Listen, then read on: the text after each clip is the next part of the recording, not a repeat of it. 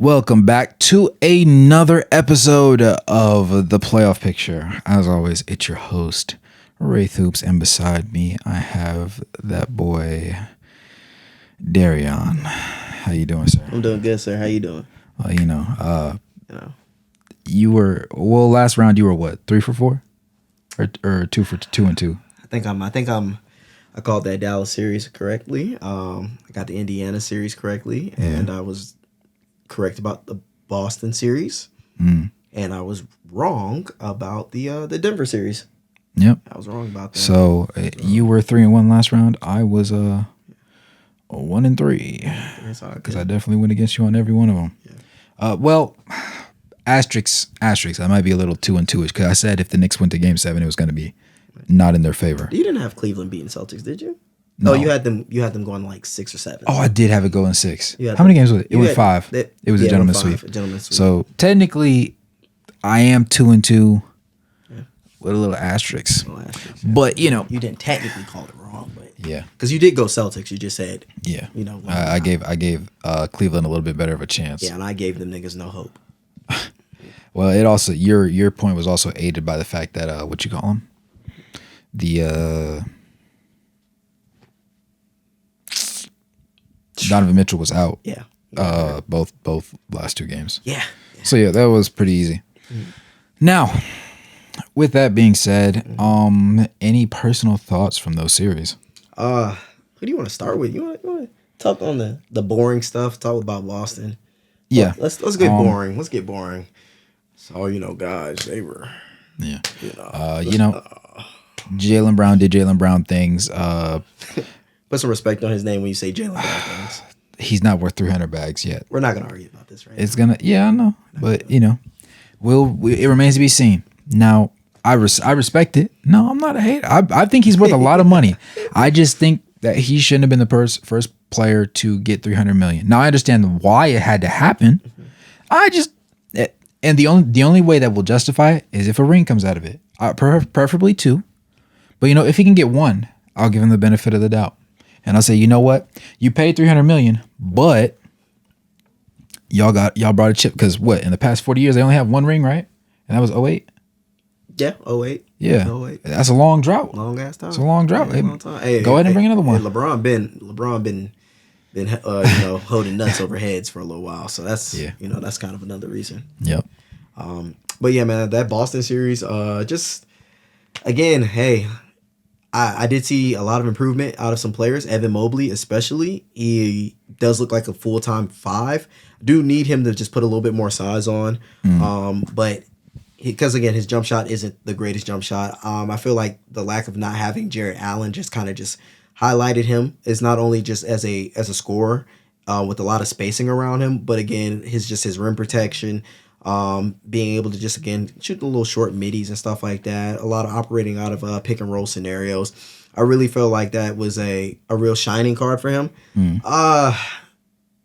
Darius Garland, you had a very good Game 5, or was it Game 4? I can't remember top of my head. I want to say 4. I think I want to say Game 4. He had an actually really good Game 4. Again, just not enough. Yeah. The thing with Boston, they always get beat by high level shooting. Boston always comes out, they make things tougher on themselves, and they end up finding themselves losing a game, which clearly happened here against the Cavs. The Cavs had a hot shooting game, and then after that, pretty much all over for them after that. And then again, Donovan Mitchell getting hurt, who, in my opinion, looked like the best player in the series. Regardless of what Tatum stats he had put up, his aggression, his will to kind of just keep his team in games was very big. And I feel like, again, there's times where just Tatum just continues to find himself going missing at times. But I feel like after that Game 1 that Tatum did pick up his level of play, and he really stepped out. Again, Kristaps Porzingis is very heavily missed. So again, Boston was just not Boston, but the Cavs were able to just switch a lot of times on them, and I just feel like that they just need Porzingis back so they can have that low post presence. I feel like Al Horford, you can tell that he's been missing a step. He has been getting hunted a lot more. especially by guards. There was plenty of times where he was getting switched on to Donovan Mitchell and Darius Garland, and they would get blown by him.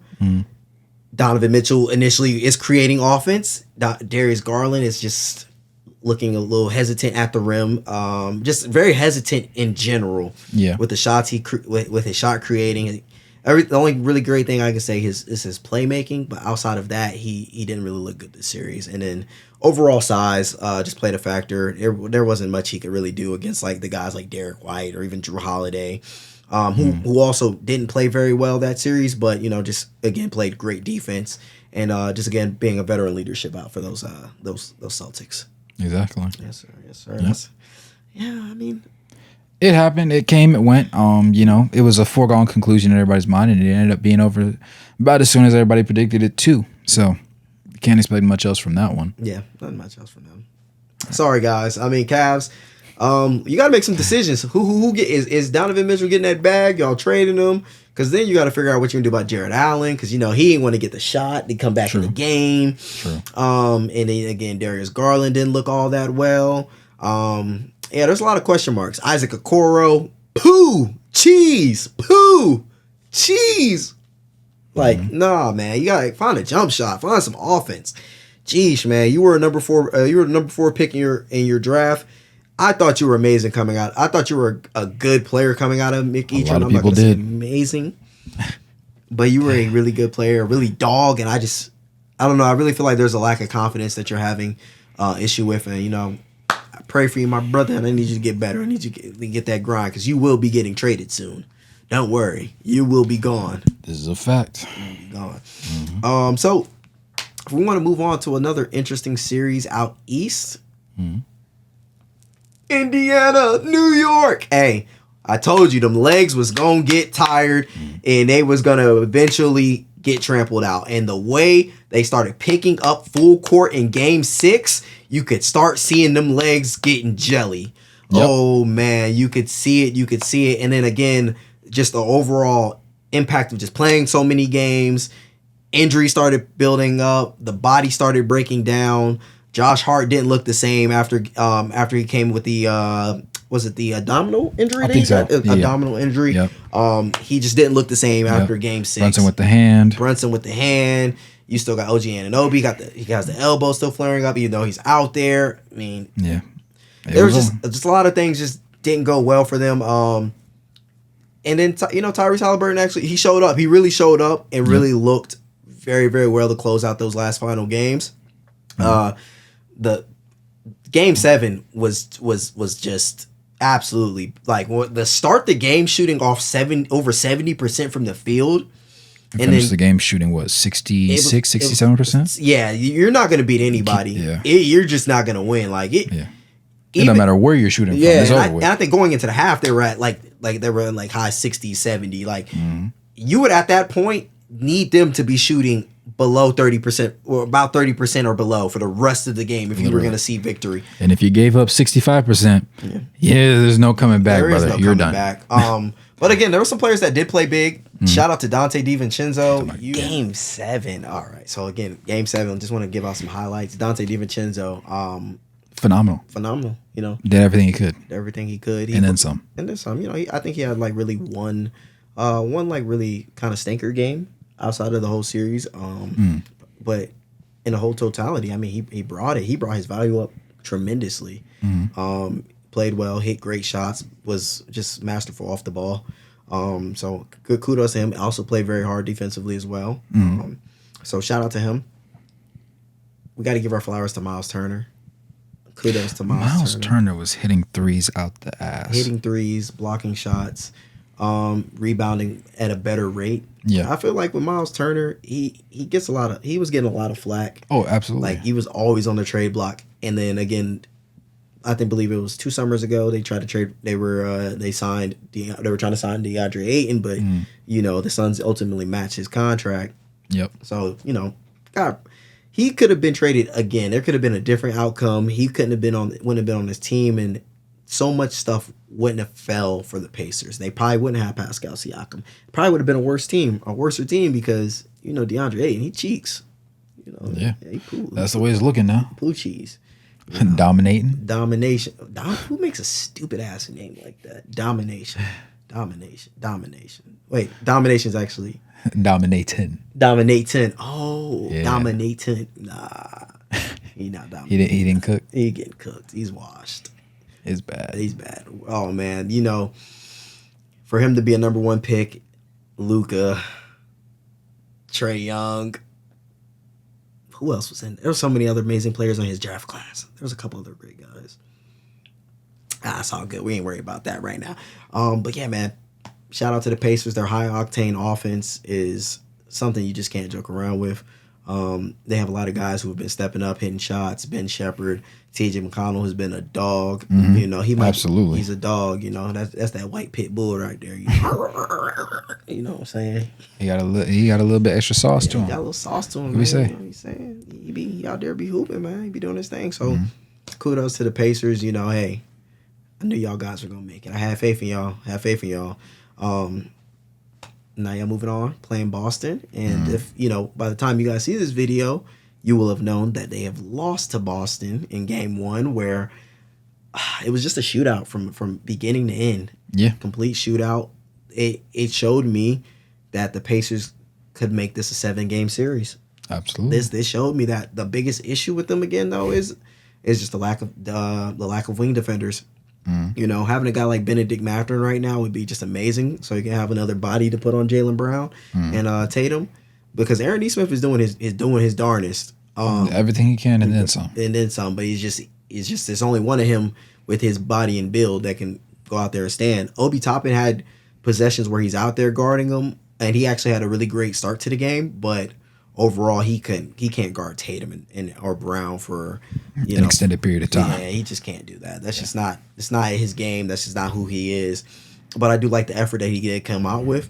He is shooting the ball very, very well. I also love the aggressiveness of Tyrese Halliburton. Just going out there aggressive, going out there taking shots, being very aggressive at the rim, going to finish at the rim. And he was being a really good job leader. You know, so they had him mic'd up. And when he was mic'd up, he was just he was telling Andrew Nembhard, hey, look, these guys, they're kind of like, it's just kind of like a dig, and they're going to go back home. So just be ready to look at the rim. And he comes out next play, goes for a drive. They do a slight dig on him. Easy cut to the rim. Because again, they're just trying to play out on shooters. They don't expect him to be aggressive at the rim. So, and he's been stepping up. He's been noticing that, recognizing that. Yeah, so that's been awesome from him. Boston saved again. Jaylen Brown saved you, because Tatum, there was questionable turnovers in the fourth quarter, questionable shots in the fourth quarter. I definitely feel like you did step it up, especially going into the overtime period. Rick Carlisle, he should have called a timeout, advanced the ball. That probably would have saved you right now, because that was your win. You kind of blew that right there. That was on you. And then going with after Aaron Nesmith fouling out, going with the 3-guard lineup. I mean, I get it. Choice. I get it. TJ McConnell did have a great game, but I personally would have rather seen Obi Toppin in that scenario, because even though he can't stick with them for, like I said, long extended periods of time. His just ability to be another bigger body out there to help with contests and rebounding would have did a lot better than just having TJ McConnell or Andrew Nembhard matched up on Tatum, and Tatum get an easy post up finger roll lay for an and one. So, you know, game 2 is going to be very interesting. If you guys can continue to have this offensive potency, I think you guys can do fine. I think you guys can make this a really challenging series. Oh, and lastly, one thing I want to say, Tyrese Halliburton, bro. I don't know why you getting away with all these carries, but that's that. Yeah. Yeah. He be massaging the ball. That's all. He might be geeking with that thing. You know what I'm saying? He be flip flop. He be doing that carry though. You know what I'm saying? He be carrying the hell out of that ball. And Drew Holiday said, Nah, bro. Not right now. You better carry that shit back to Mexico or wherever the hell you came from, cuz. I know you're not from Mexico. I'm just trying. Absolutely. Yeah. But yeah. I mean, it's going to be an interesting series in my eyes, because They both have a little bit more depth to go into. I would say Indiana, from a Bigs perspective, has more to pull from because they don't have because Boston doesn't have Porzingis and Al Horford, despite his terrific play as of late. Now he does have his on and off games, but as old as he is, to be able to give you that random game where he had 25 and 12, that shouldn't be a thing. So the fact that he can hold his own and still like give you a little bit of energy here and there speaks volumes about the ability of him to be properly schemed into offensive sets and just his durability throughout the years. Right. Now, obviously, his young pups that he first was there with are a lot more advanced. Tatum had a pretty decent shooting night. Jaylen Brown had a really good shooting night. Jaylen Brown really got the job done when things mattered, trying to continue to prove that he is one of those guys. It's not a 1A, 2A kind of guy. It's or situation in Boston. It's a 1A, 2B. And it might be 1B, 1B. Because to me, 1B, 1B. Because to me, Tatum has gotten better, right? Because we were cooking him for a minute there, especially last series. And then like game 4, game 5, I believe, he picked it up. The numbers got better. It didn't really matter because they were going to win anyways, because there was no Donovan Mitchell. Yeah. And then eventually, obviously, no Jared Allen. But I do like where they're trending right now. They are a really strong team, but they just don't have that like take you over the top certainty, that guaranteed win. Anything can happen with Boston and on a night-to-night basis. And Indiana's a very curious team. They're very interestingly constructed, and they do have the ability to be that proper shooting team that's necessary to knock them out of the park, for one, and for two, just put them into conflict enough times to be able to get the W, because they probably should have had that first one. They should have. I definitely should have. Congratulations to Boston for being able to do it. Especially, it would have been big for Indiana because Indiana was on the road, right? And then the regular season, there's only 5, 6-ish losses at home, or was it 4? It was an incredibly low number. It was a very low number for Boston. They weren't losing a lot of home games because everybody went ballistic when the Hornets, I believe, were the first team to do it, which was actually like wild. But they've lost 3 games at home in the playoffs, or 2? This would have been a third. I think this would have been a third. They lost one in Miami. Yeah. And they lost one in Cleveland. Yeah. So this would have been number 3. But that's interesting enough, but that just speaks volumes about the level of playoff basketball that we're in. Right. But it didn't happen, and they staved it off. So congratulations to Boston and those boys over there. They have to make sure they close it out. I saw them post a graphic that had Jaylen Brown's number 7. It says 7 more wins. So I was like, hey, credit to y'all, but you got to get the job done, right? Can't sit there and do that and then flop out, because Indiana's not going to roll over for you. No. And they have the depth to make you pay. New York didn't necessarily have the depth. New York is a quick punch team, because if somebody gets injured, hey, it's bad, because Alec Burks was having virtuoso performances those last 2 games, but that was not going to save them. And in fact, it did not. But switching conferences, going back over to the West side, right? We had Dallas. I don't no symbols. I don't know. Nobody get mad at me now. We had Dallas, and how did you feel about that one? First of all, you predicted Dallas to win. Dallas in 7, bro. I said Dallas in 7. They gave me 6. A lot of things I just want to say really about. Just first, I'm gonna talk about OKC, and then I'm gonna go ahead and start glazing a little bit after that. I'm gonna start, you know what I'm saying? Okay. After that, but OKC. Again, this is at the time where SGA played amazing. SGA balled out. He did his thing. So there's like nothing I can say about SGA. Every game he brought it on the defensive end and on the offensive end. He looked unstoppable. Now, the problem is their secondary creator in J-Dub, he didn't have a great series. And you could kind of tell when it was his time to close out games, when SGA wasn't on the court, it just wasn't hitting. He wasn't the J-Dub that was of the regular season. And I'm not too hard on him, because he did bring great defense throughout the series, and also the fact that it's his second year. I don't expect him to go out and be because in the regular season he was one of the top closers. And I didn't expect him to just come out here and just honestly just be an elite closer, especially going into a tough series against Dallas, who not only is just a little bit is a way more experienced team, but again, just a gritty team with great defenders as well. So I'm not too mad at them. The thing that I am kind of a little upset about was the shooting. OKC just kind of their shooting kind of wavered off as more and more games got down. I think that was kind of the fatigue aspect a little bit as well, kind of just weighing in on them as well. I'm not saying they were playing overload of minutes, but I think it's just getting used to 82 games, then going into a playoff series, a gritty playoff series at that. So their shooting wavered off, and that was another big issue that killed them. Chet played very well, but you can see he was starting to take a toll, especially with the rebound on the boards. Gafford and Lively were not letting him live. Well, no, he was getting a lot of times getting hit on box outs. And then you're gonna have to try to rebound, and then you have to rim protect, and then you're trying to stretch the floor, setting screens. There was just a lot of stuff on him, and I think his body just kind of slowly but surely just kind of like we're not used to this yet. So they did great as far as where they weren't supposed to be here. So nothing is like a shot at them or anything like that. Dallas, Kyrie and Luka did not have their best series. But this man, Luka, was averaging 24.7 points per game, darn near 10 rebounds and 9 assists. And that was not his best.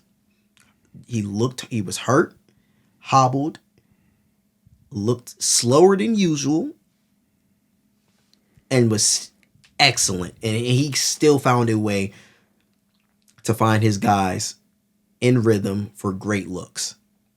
Kyrie, same thing. Great second half, had rough starts to the first half, but it was an excellent playmaker, excellent hands-on defense. Kudos to you guys. Kudos to you too. Role players, you guys are the real MVPs. If you want me to be honest, you are the real MVPs. Derek Lively having the highest plus minus of 26 and 27, especially in game 5 and game 6. Amazing presence at the rim, deterrent, not looking bad in switches, boxing out, putting a body on Chet, hitting big free throws when they're fouling you as a rookie. Just being an excellent playmaker out of the high pick and roll where they're blitzing or doubling Luka and just being able to make the correct decision. Amazing. PJ Washington had an amazing series. Phenomenal series. Big series. Hitting corner threes, making the final play of the final free throws to seal the victory. Overall, just great impact defensively. And of course, Derrick Jones Jr. not only getting a tough assignment in guarding SGA, who did his thing, but you definitely made it tough on him. Hit big shot after big shot in game 6. Was when I think he started the game like 6 for 6. Without the role players, you got Dallas would have lost this series, and kudos to them guys. So again another clap because I believed in y'all. I believed in you guys. You know what I'm saying, man? You know, I believed in you guys. I'm also very happy that just Kyrie just gets to beat the narrative that he's this cancer, that he's not a leader. And you have guys out in Dallas that are just coming out and just being like, yo, he is a great leader. Like he helped me get in a better mindset, and he showed me the ways of just being the look at the game a different way, like Luka was saying, and just being there for his guys and the organization of Dallas just being there for him, supporting him, and it kind of goes a long way. And again, out of all the guys that he was with, James Harden, Kevin Durant, all in the Western Conference, he's the only one to make it to the WCF. Ain't it ironic? But Brooklyn didn't want to offer him a $200 million extension, but kept Ben Simmons. Yeah. Doesn't it suck to suck? Yeah. Yeah. Come on, bro. Like, that's bad. That's bad. Ben Simmons. Oh, my back. Ah. And I'm just messing with you, Ben, prayers for your back, but shit. Next is going to be wheelchairing. It's bad. It's bad. Yeah, he do be putting them fits on though. He do be putting the drip. I don't know if he got a style. He likes yeah, bro. Yeah. From Australia. It's innate. It just comes with the package. But did you have fun glazing them? I had very much fun glazing them. You know, I was looking for extra little sauce on the side, but I couldn't find it. You know what I'm saying? You know, I was trying to. I'm not even gonna do it. It's PG because I'm a cool for y'all. I ain't ready to see what I had in store because I had the ultimate glazing was going on around here. You know, that's it. That's all I'm gonna leave y'all with. That's it. So, to be fair, right? Dallas and OKC, I felt it should have been 7 games. Dallas's guys, the role players, were in fact the real MVPs. PJ Washington especially, Daniel Gafford, Lively combined. Tim Hardaway Jr. had a couple plays. There's somebody is eluding me right now. You gotta say Jaden Hardy? You got a couple minutes. You earn some trust. Yeah. There was all across the board, the guys were really quality. And that was very hard to do because effectively you had a lot of quality role players. Like in the playoffs as a whole, you saw a lot of top heavy teams. Their front five is like, it's great. You might even have a 6 man in there. You really trust them. But like outside of that, once it gets closer to like that 8th man, the 3rd man that's coming off the bench is like, do we really trust him? Like, 17 minutes. 17 minutes is all you can get. But they were going to be very role player reliant, right? They run a 2-guard lineup with Kyrie and Luka, and they are great creators. They are great scorers in and of themselves and great playmakers. But the issue remains, they're both guards. You have to have a punch on both sides. You can't have a punch from the outside and nothing on the inside because then they're just going to funnel everybody inside and make you make a play. And what happened was OKC tried to make them make a play, and those guys made those plays. PJ Washington had 2 really big games. He was playing out of his mind. He made it seem like the Hornets actually knew who they were like picking up. They just didn't know what to do with them. But neither here nor there. You know, those guys as a whole just really got things done. We talked about how in the first round of the playoffs, how against the Pelicans, OKC, Valanciunas was giving Chet problems. Yes. But it didn't matter because they didn't have the offensive power to complement the fact that he was winning on the glass. Well, in this series, you had Gafford and Lively wearing him out, and then you had Luka, Kyrie, PJ Washington raining down on his head. So the punch that was necessary was also there, which made things significantly more difficult for obviously the, team that a lot of people felt they thought they were going to win. They thought that they were the more talented and younger team. They have all these assets. They have all these abilities, these options and opportunities to get better. And yes, phenomenal as a matter of fact. Top 5 in offense, top 5 in defense.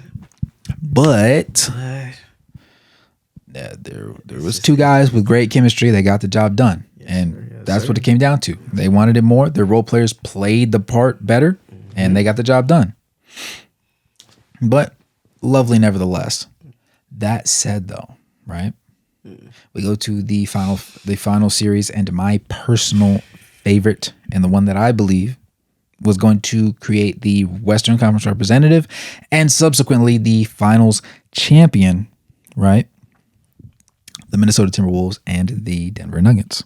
So, thoughts, feelings, how you feel about the reigning MVP, Nikola Jokic, not being able to get in his bag like that for real?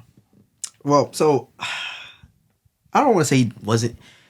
If we're going to go specifically Game 7, Game 6, they got absolutely obliterated, punched in the mouth. The Timberwolves just absolutely came to play, and the Nuggets didn't. They just did not come to play. That's literally all I can really say about Game 6. Game 7, up 20 points, and then you go into the half up 15. Granted, I know Jokic isn't playing a lot. Trust me, I understand it. As a coach in a Game 7 of this high magnitude, I personally wouldn't have took him out either. Because outside of him and Jamal Murray, who had Jamal Murray, who had an amazing first half, he came into the second half. He got the ball, and he looked across them, like how I'm looking you in your eyes, and he seen that man Anthony Edwards. And I know Jamal Murray finished with 35 points, but this is what I got to say about him. Jamal Murray, you are not a point guard. I'm 100% sure, no, you're not a point guard. And this is why you're not a point guard. Whenever you see ball pressure, your hands start to get a little clammy, my boy. There were so many turnovers that you had that could have been just easy skip passes, easy just swing the ball, just pass the freaking ball. You had whenever you were getting double teamed, you were dribbling straight into double teams, or you had an open man if you just had your head picked up. You were getting pickpocketed at big moments. Off of dribble drive penetrations, there were times where you clearly had someone on your side, and you would have Ant on your side or Jaden McDaniels on your side. You would have Jokic out for a pop at the 3, and you would have Rudy Gobert or Naz Reid or Karl Anthony Towns, whoever was in that drop pick and roll coverage, like swallowing you up. And instead of you just coming to a jump stop and hitting it out to Jokic, I'm not saying Jokic was even going to take the 3, but he was completely bare naked, wide open. You would be still trying to force a shot, force a dribble, trying to keep the dribble alive. Where in some situations, all you needed was a jump stop, kick back out, swing. I feel like you were very sloppy with the ball in that second half. As good as you played, as far as like the shots you hit in the second half, you seen Anthony Edwards, and he stole your lunch money. You played amazing first half, but second half he stole your lunch money. You aren't a point guard to me. To me personally, I think you can get buckets, and you can be a high level scoring point guard, but the the separator is your playmaking. I think your playmaking this series wasn't that great. Even if I believe what his high was maybe like 7-8 assists throughout the series. Yeah. It's not even always about the assists that you get that I believed in. It was just the plays that you were making, the extra passes, sometimes your swing passes. You were very sloppy with the ball. And I personally feel like that there need to be another shot creator next to you, or a playmaker next to you. That's not Jokic or like Aaron Gordon, yes, he can bring the ball up, but he's not a traditional, he's not an elite level playmaker, or I would say a great playmaker. He's a decent playmaker, decent to good for his position. But I believe you let us down. You let me down. You let me down in my synopsis, because I had you winning. Jokic. I want to say your first half was, again, not your best game. You didn't really shoot great from the 3, but you definitely did bring it throughout the series. Like, if it wasn't for you, obviously, if you're not on the court, you're not winning the series. Clear as day. But again, not the greatest game 7, but it was still good enough. You could have good enough to where y'all should have still won. Second half, I guess, kind of gassed out a little bit. Defensively at the rim wasn't the greatest. Rebounding wasn't the greatest at the end of the game as well. And I won't take that all on you, because there was a lot of missed box outs by guys like KCP and Michael Porter Jr., who I don't know how they're missing a box out when they ain't doing shit else. They weren't scoring. They weren't getting stops. I don't know how they couldn't box out when they just couldn't do anything else on the court. So, so I'm not really too harsh on you. And again, you guys didn't really have a bench, so I understand why you're playing a heavy dosage of minutes, especially in a game 7 like this. Your bench was absolutely putrid. They gave you 0, so that's not going to help. I believe you and Jamal Murray scored 72 out of your team's 90 points, or 60 out of 90. I completely understand that you two did bring it, but I do also feel like at the same time you guys were also a big part of the downfall ultimately as well. And again, if you would have just got a little bit more production out of KCP, Michael Porter Jr., At this point, his name is about to be Michael Make-A-Wish Jr. Because I don't know what he was wishing on. Because he wasn't wishing for a bucket. Yeah. So, but again, got to give my credit to Minnesota. Stifling defense. Nas Reed made it a big challenge for Rudy. Not Rudy. He made it a challenge for Jokic to score, especially in the paint on a lot of possessions. Big shot, big hitting threes. Great screener, great attacker at the rim, off the dribble, and off the catch. Well, mostly off the catch. My apologies. But again, he just had a pretty good series. I think he did an amazing job again guarding, not only in the pick and roll, but again just guarding Jokic. Rudy Gobert. I'll be honest, your first half was abysmal. You were looking like you were getting played off the floor, but your second half, you looked more like a DPOY, in my opinion. Your second half was amazing. It was a lot better in Game 7. Even hitting fadeaways, hitting your free throws, securing some signature blocks, some key blocks.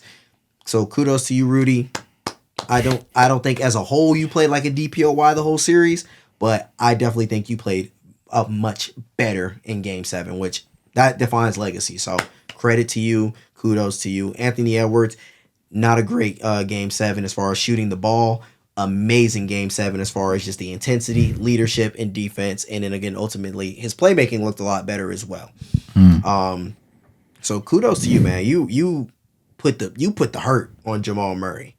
I mean, I know he finished with 35 points, but that's not what the whole story was. You put the clamps on him and really changed the outcome on him, or of the outcome of the game. You and your team as a whole. So shout out to you guys. Offensive rebounding was really crucial down the stretch. And the guys just staying resilient.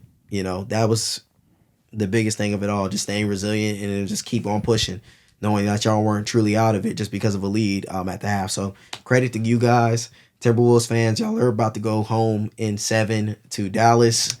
Sorry, not sorry. But kudos to y'all. Yawn. Don't yawn me. So this is where I get to glaze, right? This was the series that I cared the most about because I wanted to see Anthony Edwards advance to the next round so I could continue to push my Anthony Edwards being the best shooting guard in the league propaganda, which I can. There's arguments. Don't care. There's one argument. Don't care. What argument? Donovan Mitchell. He can argue him. No, I can't. I can't because in no situation, in no world, can I mark Donovan Mitchell on the man who's going on the guard. I'm not going to say anybody. The guard that's going off on the other team and tell him to put them in prison, and he does it. There's no world. I definitely don't believe he'll put him in prison, but he's not going to make it hard. He'll give you 50. He'll give you 50. I don't care if you give me 50. I care.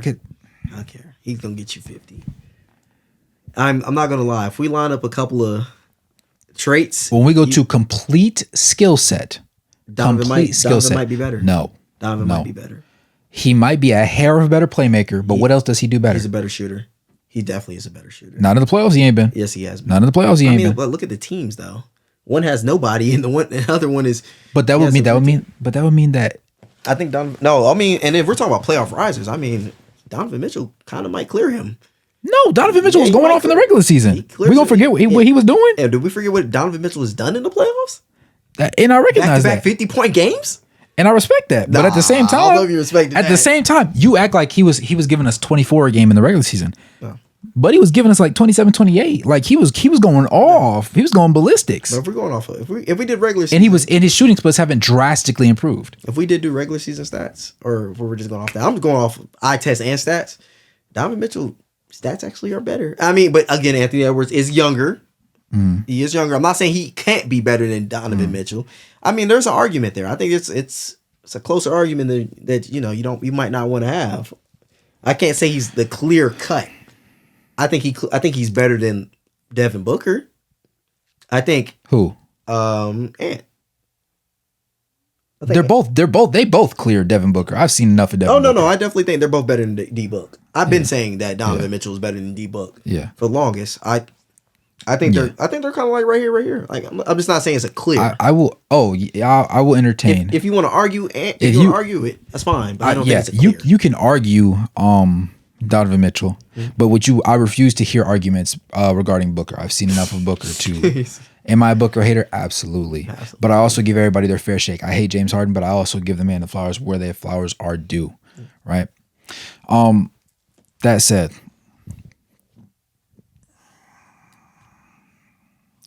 there's something about that game 7, them coming back from down 20 when things look gnarly bad, wearing out Jokic and putting him into a position to where he could not escape. And Ant in the second half recognizing I can't buy a bucket. So he pulled. Have you seen Jujutsu Kaisen? Yeah, I've seen Jujutsu Kaisen. Okay, you know what Megumi is well known for, right? Summoning Big Raga the Op Stopper. Essentially, in Jujutsu Kaisen, there's a side character. If you ever see Naruto, like a Sasuke dark kind of person, his philosophy is either you're losing or we're losing, because I'm not gonna be struggling myself. Similar thing. Ant said, I can't buy a basket. They doubling me every shot. Every time I touch the ball, they double me. So you know what I'm gonna do? Jamal Murray, you're gonna sit beside me. We're in timeout together. And that's what he did. He restricted that man the entire second half. We saw there was no dog in Jamal Murray. I would call him a shooting guard, but he couldn't shoot. He couldn't buy a basket. He couldn't get to the cup. He couldn't make anything happen for himself. And that's what I love to see. That's something out of Anthony Edwards that most other, not just young stars, but most other players either cannot do or are unwilling to do. Right. There's a lot of players that can get a bucket, right? That's how you made the NBA. That's how most of them did. Some of them, they are just tall. But most of them, they are about a bucket. We get that, right? But when your shot isn't falling, what else can you do for me? He was, and by the way, 7 assists to 1 turnover. I had to remember that. Okay. Yep, that was key, because one thing Ant could not do, he could not afford to shoot terribly from the field and continue to turn the ball over 4 or 5 times in that game, because it's over with. There's no discussion, those if, ands, or buts about it. It's over with. Had a couple timely steals in that fourth quarter. Played really solid on the defense, defensively speaking, rebounding wise, assist wise, just making sure he was always there and present and well known, and that's what allowed him to stay on the floor. Similarly, and I respect Jokic to the complete maximum for every ounce of effort he gave. There was nothing else in the tank for him. Yeah. They used that man like a wet rag and sent him on his way. And what effectively really did it over the top was the first half, really darn good, right? He was shooting too many threes. He shot 9 threes in game 1. I believe he made 2 of those. It was ugly, right? And they got clapped in game 1. In game 7, they made him shoot 10. And he was 2 of 10. 2 of 10. And they were 2 of the biggest threes, though. Two biggest threes. It was. But if you can force Jokic to live and die by the 3, that's something you have to be okay with. Because once he gets anywhere within 5 feet of the restricted area, he got the floater, he got the lob, he got the pass, he could do anything. He turns into a magician at that point. So if you're willing to live, if you can put him into a position where he feels tired enough and he feels like it's necessary for him to shoot a 3, and you can get that, those are little wins, because he's not a great 3-point shooter. He's not a terrible 3-point shooter, because he's the man where he won't hit the wide open one with 16 seconds on the shot clock. No. That's not, no. That's too easy. That's too easy. Step back fade nastily off one dribble from a sidestep from that went nowhere, by the way. He sidestepped. He's still right there in front of you. You put a hand up all in his face. He from behind the head, 0.3 seconds on the clock, split cat. It's in there. Yeah. And that's just what he does. And you have to be willing to live with that. And that's what they did.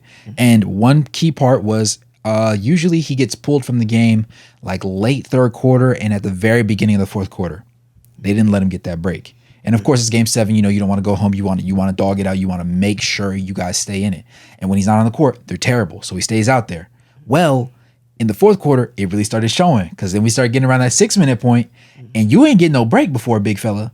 And yes, you are more conditioned than your body and your frame says you are, but it's still not enough. Not enough. And when it came down to it, tuckered out. That was it. Shout out to Karl Anthony Towns, though. I'm not a big fan of Karl Anthony Towns.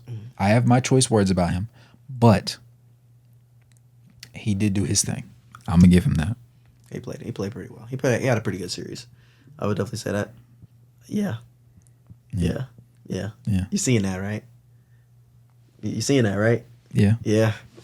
Yeah. Yeah. You know, it's all right. It's all right. You know, hey, it's what they do. It's what they do, man.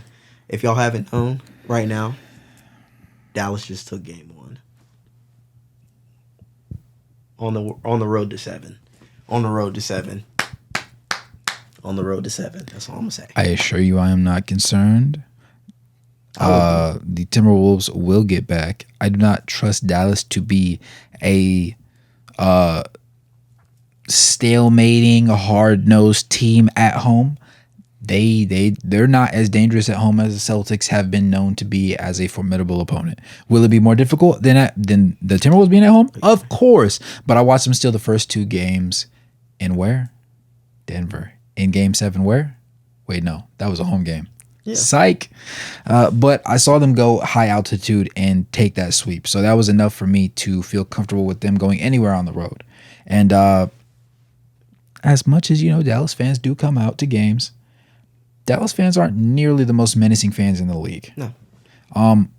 Still, advantage to them. So credit to those boys. They ended up stealing home court advantage temporarily.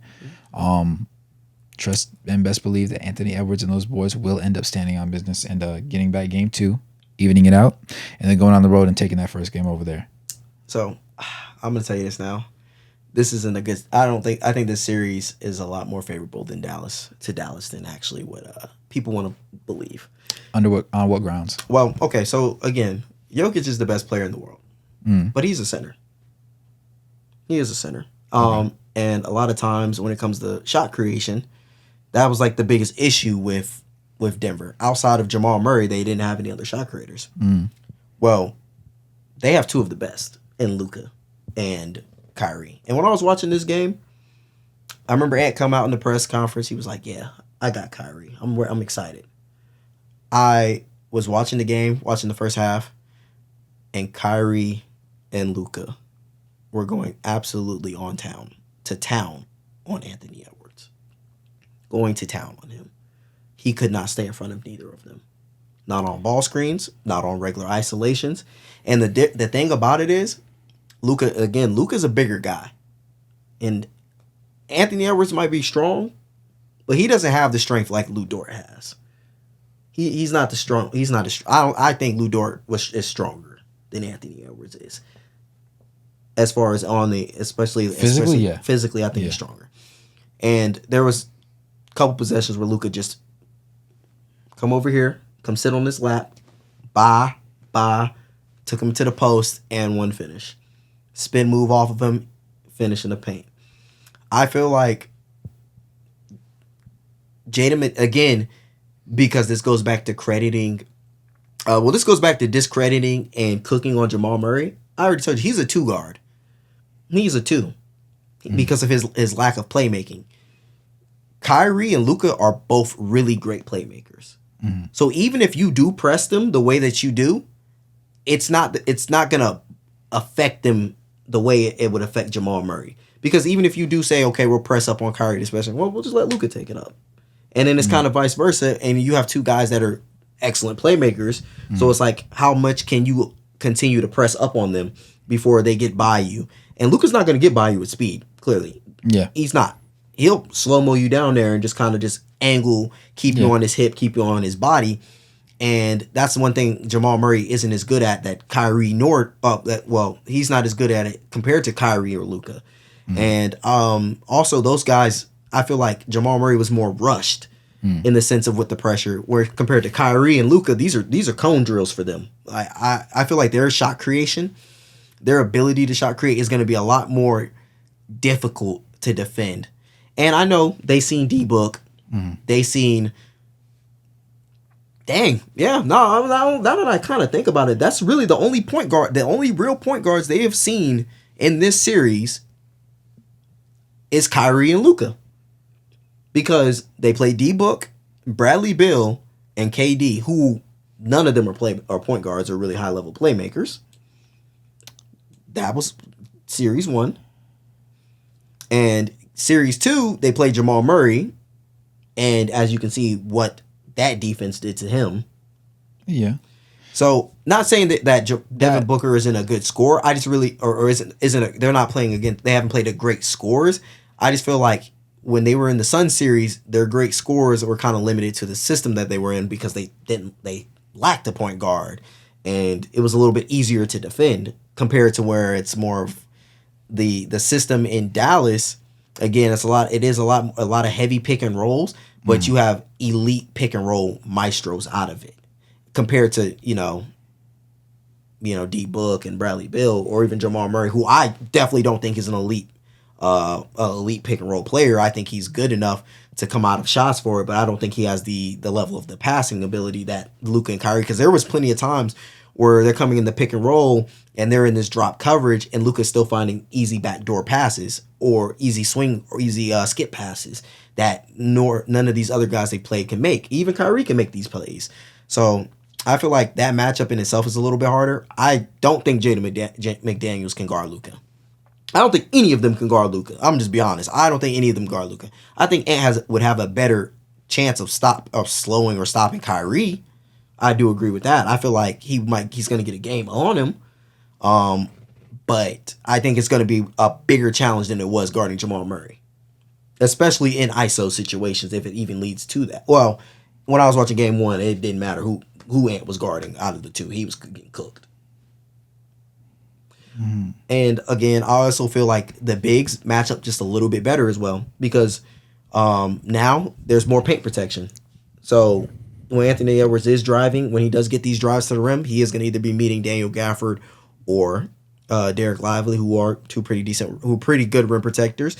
I also feel like the matchups are a little bit better on Cat as well because now you can put PJ on him.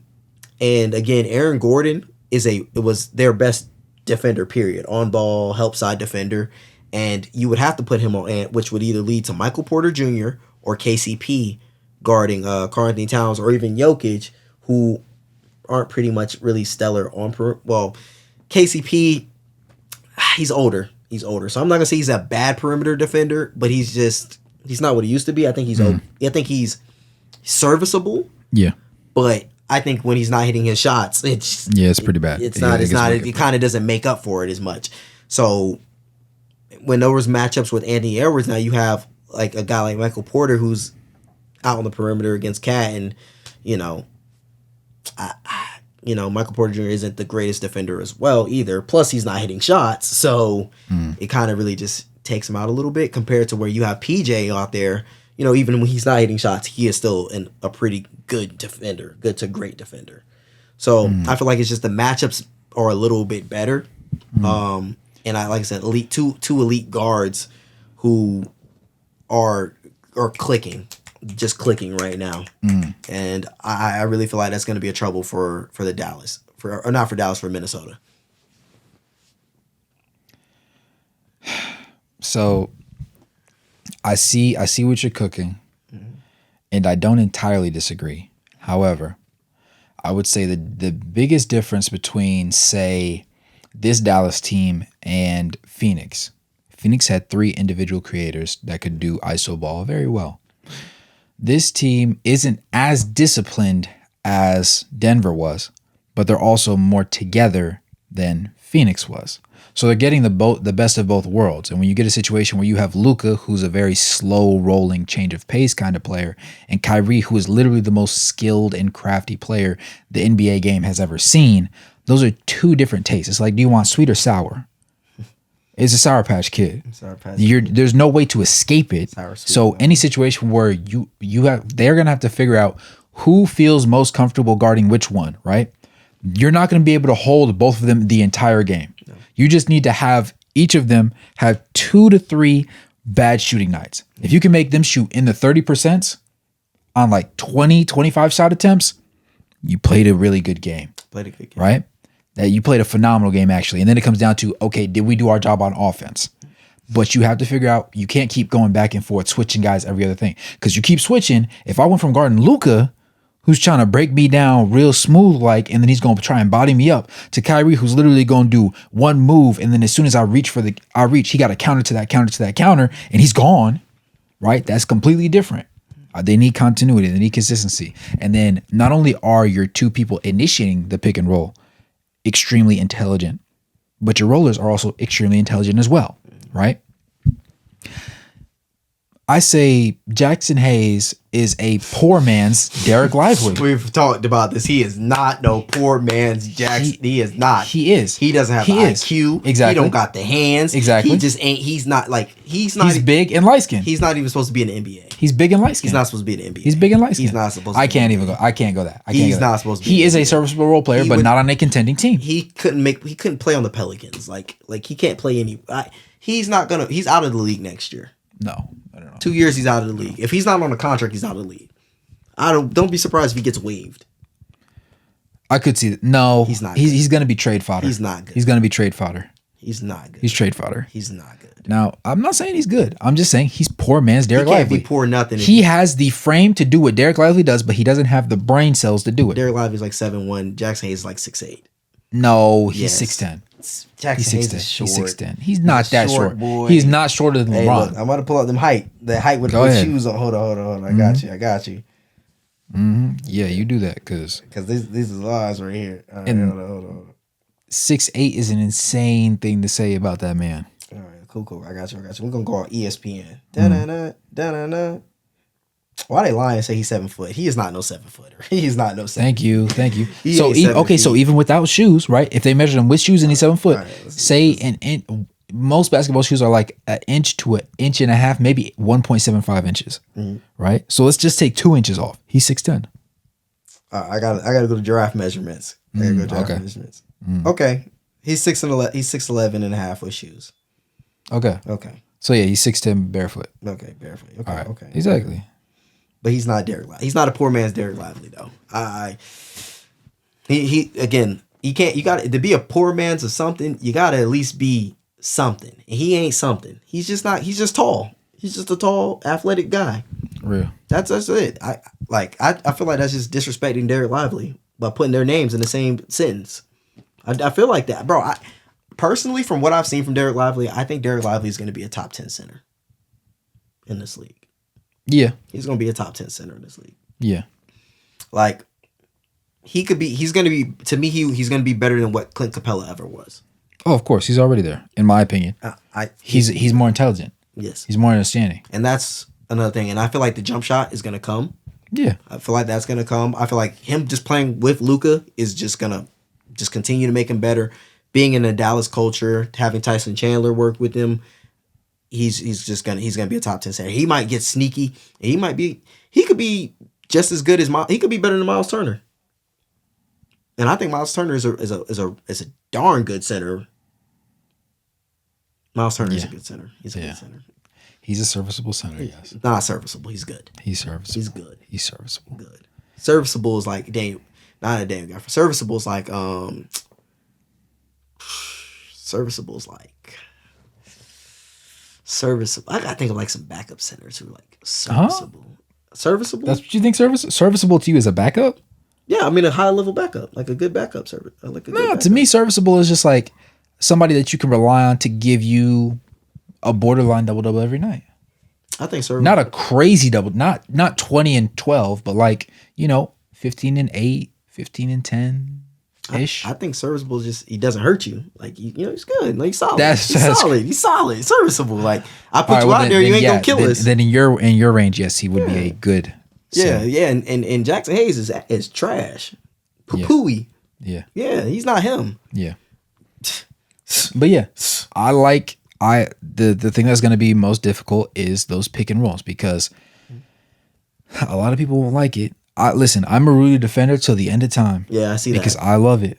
I love great defense. I'm a sucker for some good defense. I don't care how mediocre your offense is. If you play great defense, I'm going to find a place for you, brother. Mm-hmm. We can make something happen. Yeah. Now, the thing I'm concerned about is Rudy is going to still be, a solid rim protector. But the issue is Gafford and Lively are a much better matchup for him personally, in my eyes, than most people that he's going to individually go against, right? There was a world where they said, okay, we're going to make Aaron Gordon, we're going to sit him down in the dunker spot. Okay, we're going to get him interactive in the pick and rolls. I trust them to be more athletic, more quick-witted, and more intelligent in those situations than Aaron Gordon was, which puts Rudy into conflict because Rudy, a solid defender as he is, a lot of times it looks like he has 2 left feet, and it doesn't seem like he's processed. He has a slow it looks like he has a slow processor. Can't catch. So, we're talking about defense though. So I mean, I worry about that a little bit, but I do trust. Right, I'm an Anthony believer to the end. Yo, you going to have to show me, right? Even when it got hairy and they lost what 3 games. They lost 3 games straight. 2. No, they won game 6 and 7. Yeah. They won. They lost 3 straight. They went up 2-0, dropped 3. I was still believing. Yep. And sat there. He said, "We coming back for game 7." In game 7, they did. Yeah, they did.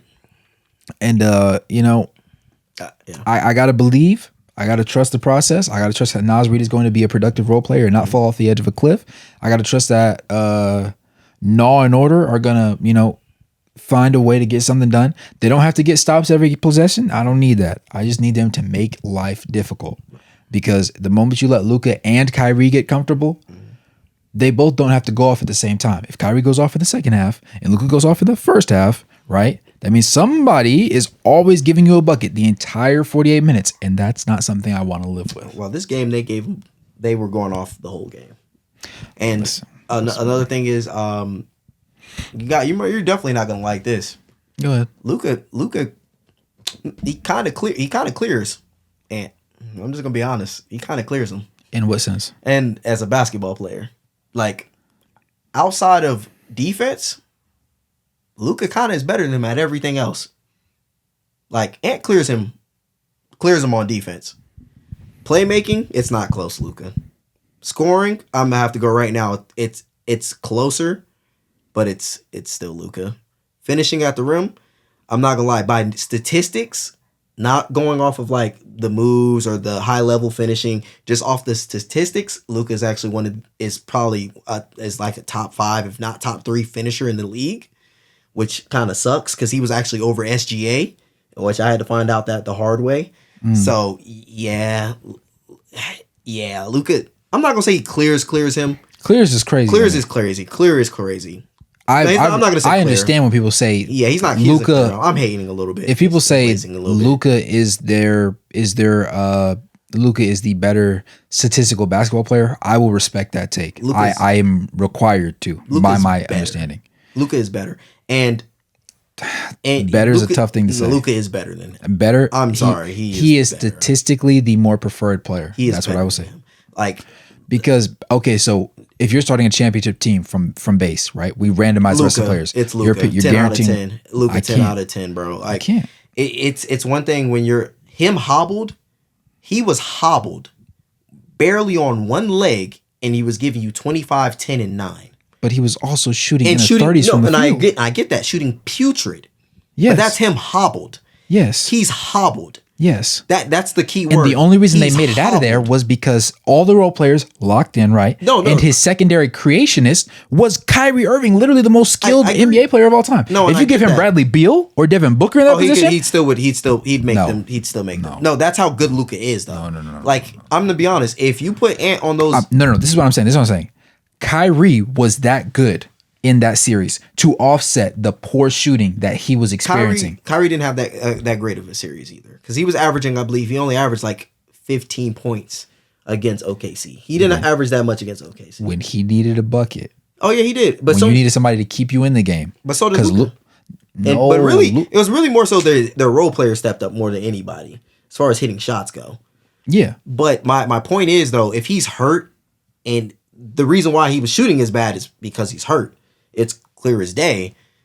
If he's not hurt, and if he's hurt giving me 25, 10, and 9, what do you think he's gonna give me when he's healthy? Not fully healthy, because not everyone's healthy going into the playoffs, but if he's 80% or 90% of himself, it's like we're talking about a guy who was 20 years old, 21, giving the Clippers problems.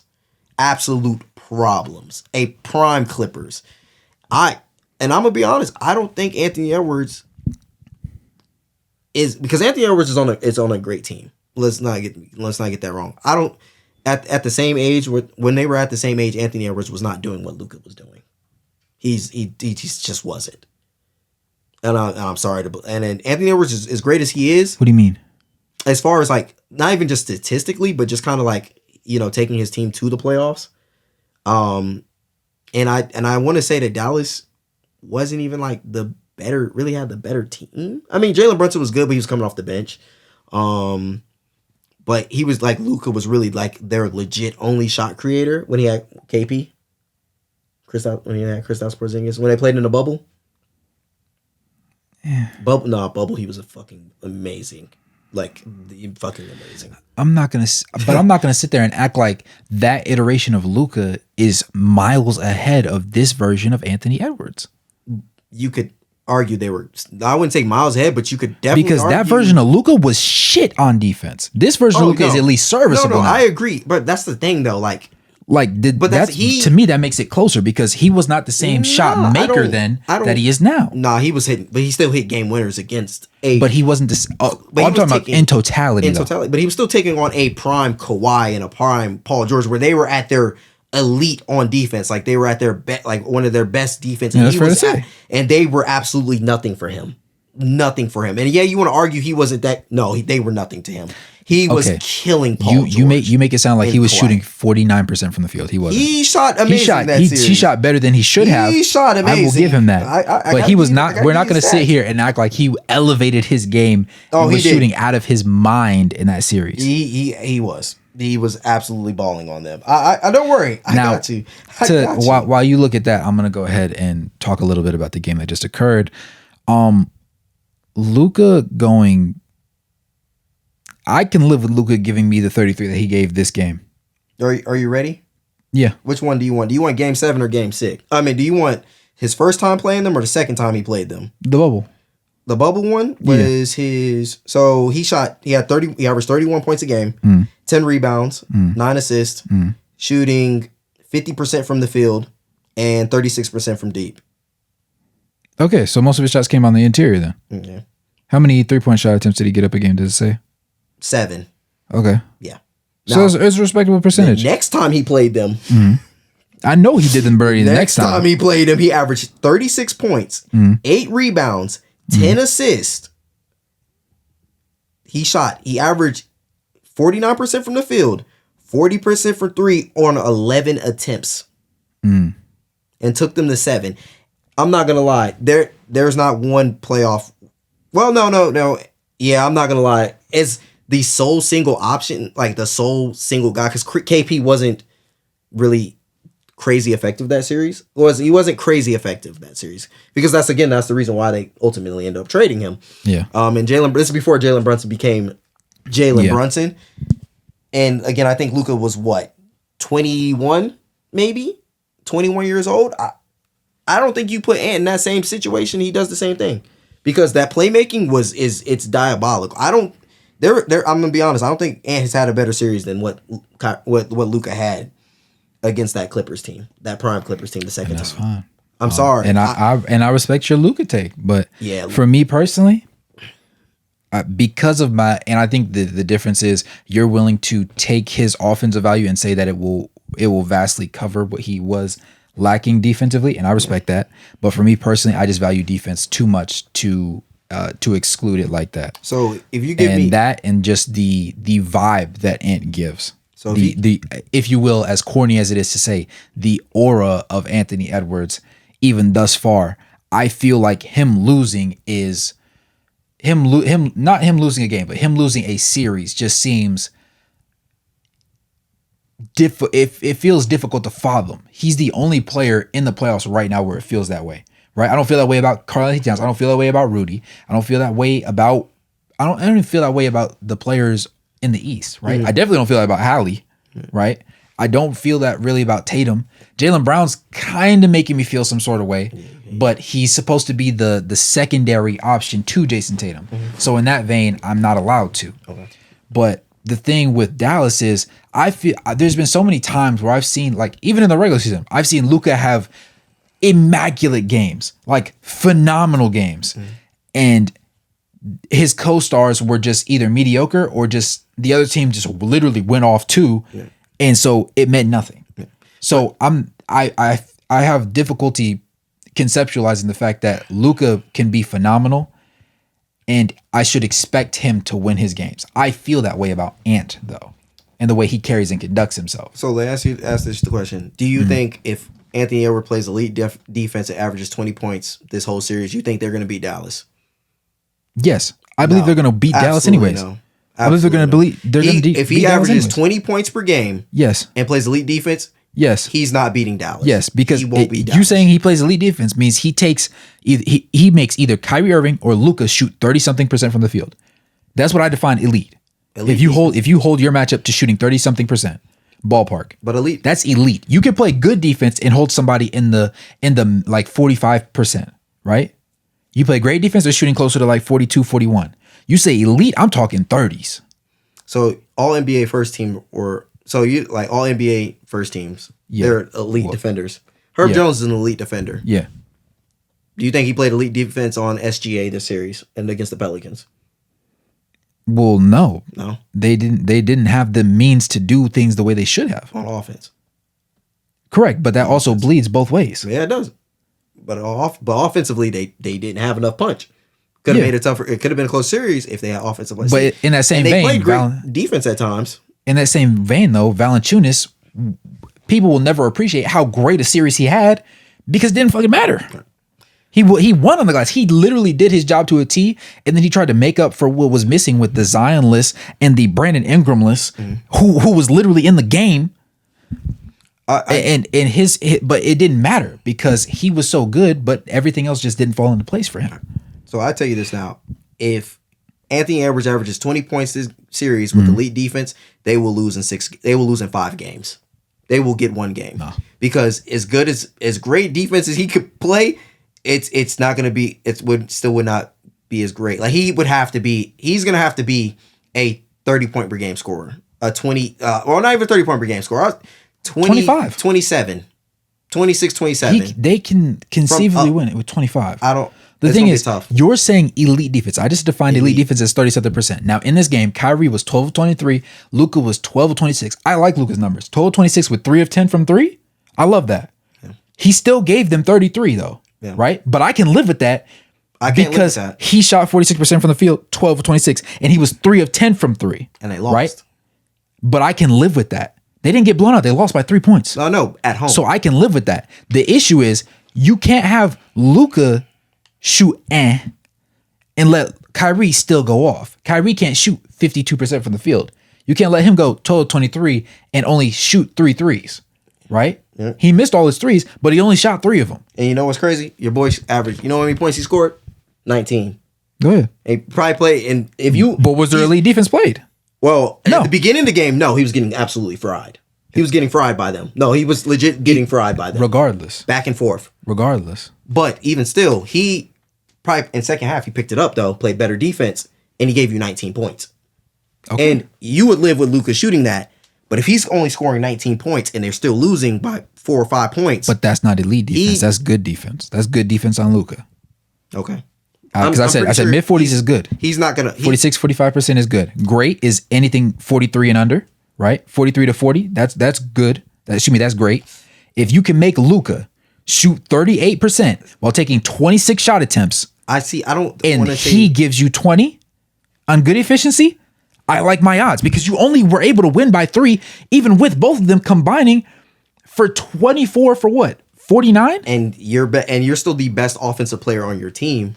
And you're what, 6 for 16 from the field as well. You still need to have to score the ball. You have to put the ball in the net. It's not going to just be because it's one thing if you're the third option and and you give me 20 in elite defense. That's one thing. But if you're the number one guy, there's no way in hell you're going to have to give me. I would take good defense or even a worser defense, and you give me 30 so you can give us a better chance of winning the game, and I can put somebody else on the opposite players to slow them down. Because as long as you're going, it's going to be hard to slow you down, and you're already on the road. If you can't be stopped, it's going to help us out.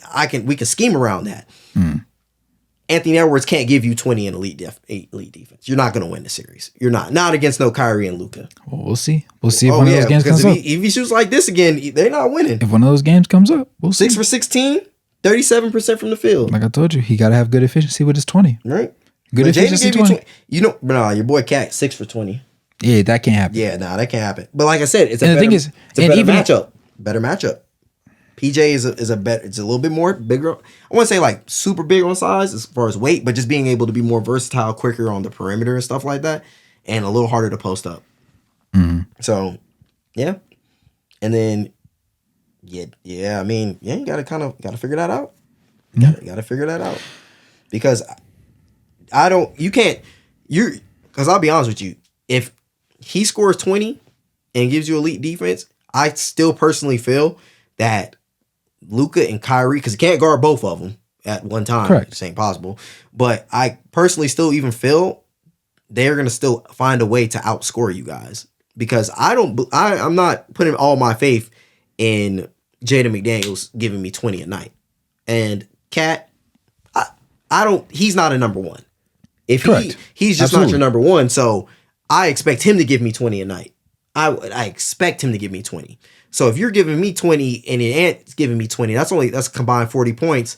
Now it's all about role players stepping up. And personally, if we're going off of the playmaking aspect of it all, Kyrie and Luka clears him on. Well, no, they clear him. They kind of clear him. Luka, he clears him as a play. Like it ain't even Luka's light years away from Ant as a playmaker. Like that just is what it is. Kyrie just clears him. I'm not gonna say like it's like OD crazy gap, but he clears them.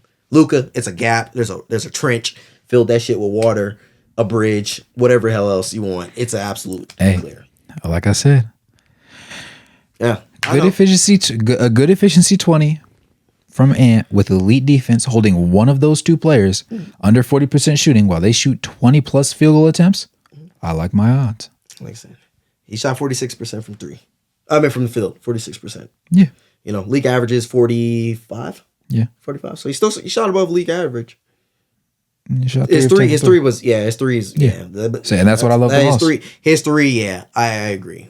His three wasn't that great. But we'll see. We'll see. Yeah, we'll see. There's a lot more because they can play defense too. Oh yeah, absolutely. Dallas lock up. Yep. They lock up. I do expect game 2 to be a better fight though. Yeah. I do. I expect the Timberwolves to win game 2, but Dallas in 7, man. Dallas in 7. Dallas winning it all. Whoever wins this series wins it all. Yeah. Yeah. That's regardless. Yeah. Yeah. You know, and if I'm not scared of the Pacers. I'm definitely not scared of Boston. No. The Porzingis Boston at that? Yeah. No. But yeah, any final thoughts? I can't wait to be right. Mark this day. He's gonna be wrong. Mark this day. I'm already. So you're saying let's make it 4-1. So you're saying Dallas in 7 and Boston in how many? Boston in 7. Boston in 7. Boston in 7. Dallas. I'm gonna say Boston in 6. Okay. And Minnesota in 6. Yeah. So you think they're gonna? Okay, so this is what you got in your head. They're gonna win next game. Correct. Win the first game on the road. Lose the second game on the road. Lose the second game. Yeah. Then win the next 2 in a row. Correct. I do not see that. You know, Luka's there. See. You know, Luka has a way of beating, as humbling niggas. I'm just gonna be real. See. Yeah. We'll see. But with that being said, as always, it's your host Wraith Hoops. Beside me, I got my boy Darion. And we'll catch you guys in the next one. Peace.